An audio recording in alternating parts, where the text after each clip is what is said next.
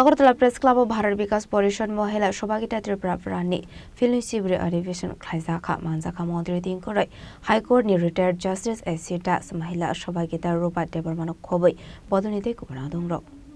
आश्लकक सनानै थाङै मन्त्री दिनकराई शाखा भारत विकास परिषद नि नाहार मुहनो अंखा सार्भिस अर्गेनाइजेशन नामनानै लोकरावनि हदानि सामु हमंबाय मानसुनानै आबुना दैनो सासाखा गगलामनानै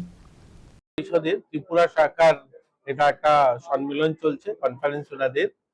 প্রতি বছর নিয়ে এবারও অনুষ্ঠিত হচ্ছে উত্তর পূর্বাঞ্চলে যিনি দায়িত্বে আছেন উনিও রয়েছেন যার বক্তব্য ইতিমধ্যে আমরা শুনলাম আর ভারতীয় বিকাশ পরিষদের মূল লক্ষ্য হচ্ছে সেবা এবং সুশাসন সংগঠন তৈরি করা প্রবুদ্ধ জনদেরকে সচেতন করা এবং তাদেরকেও সামিল করা সামাজিক কাজে রাষ্ট্র নির্মাণে সকলের যোগদান এটা নিয়েই মূলত আজকের আলোচনা এবং এখানে আপনারা দেখছেন আমাদের ত্রিপুরার বিভিন্ন প্রান্ত থেকে গোটা রাজ্যের বিভিন্ন এলাকা থেকে লোকরা এসেছেন যারা প্রবুদ্ধ জনেরা এসেছেন তাদেরকে নিয়েই আজকের দিনে আলোচনা হবে আমি ওনাদের এখানে অতিথি হিসাবে আমন্ত্রিত হলাম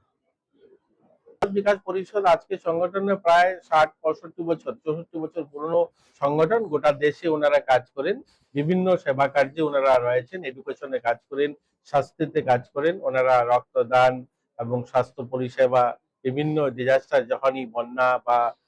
কোনো ভূমিকম্পে ক্ষতিগ্রস্ত হয় সেখানে গিয়ে সেবা কার্যে ওনারা সামিল হন এবং দেশ নির্মাণে সহযোগ ওনারা করেন রাজখরা আগলেনি সীমা অমিত নিকক থুমছিনি খরাং